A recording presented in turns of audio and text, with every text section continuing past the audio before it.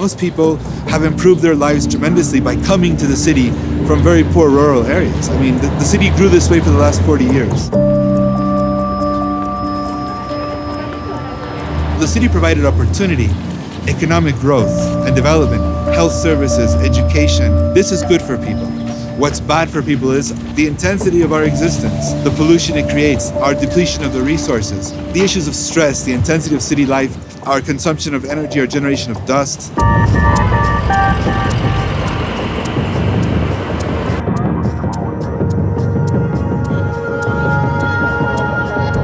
The enormous expansion of the city has tremendously increased distances, and the increase in distance has contributed enormously to traffic. People have to move 40 kilometers through a relatively dense city, and that causes tremendous impact on people's quality of life. They're driving to work hour and a half, 2 hours. It obliges people to be eating on the go, for example. With that schedule, you end up buying your food in these little marts. You buy expensive food that's almost instant. And this is generating a lot of health issues for the city. The traditional Mexican diet of chile, tomato, onion, tortillas, beans, all delicious and all so healthy for you. So people could eat healthy, and there's places to buy it everywhere. But it's also it's a lifestyle thing. We all have to watch ourselves because a lot of it isn't healthy. I mean, especially the stuff you're buying on the street. But once again, it's awareness. It's about the culture. People have to adapt to city life.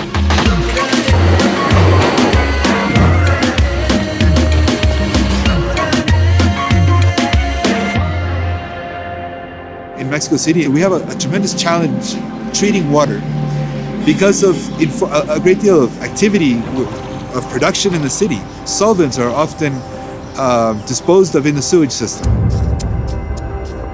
In mixed-use neighborhoods that have a lot of small shops where there isn't so much care taken, perhaps, to dispose of toxic materials, they go to the sewage system, some of them, and they present, for example, difficulties in giving a better service and treating water. It's a challenge to solve that. How do you solve it? For many years, people began to drink soft drinks because it was the way to drink something that was not as dangerous as drinking unsafe drinking water. What was purified, what was safe was a soda or a beer, Nowadays, those options are changing, but people have to adapt to get away from the sugar.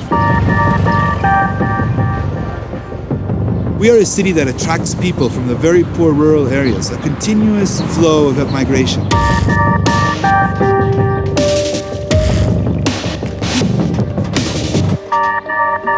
The role of government is leadership, and the government has subsidized a lot of basic foods. And in a city where those subsidies are really important for people, like medicine also, the government has a very active role in subsidizing, I believe. It's one of the roles of government is to redistribute wealth because people's lives are at stake. I think the megacities learn from each other. There's a constant exchange of technology and information between the large cities because we, as big cities, experience problems that humanity doesn't have solutions for. We have to remember that every day for the last 10,000 years, the population of the planet has increased. Every day is a new day for us. We're so confident that everything's going to work, but we don't know what happens when we reach 8 billion or 10 billion in population on a worldwide level. And the cities are the same way. My hope for the future is that we will apply the knowledge that we have about cities and continuously make an effort to improve the quality of life for people. The world has become one big city, and in a sense, what is better for the city is better for the world.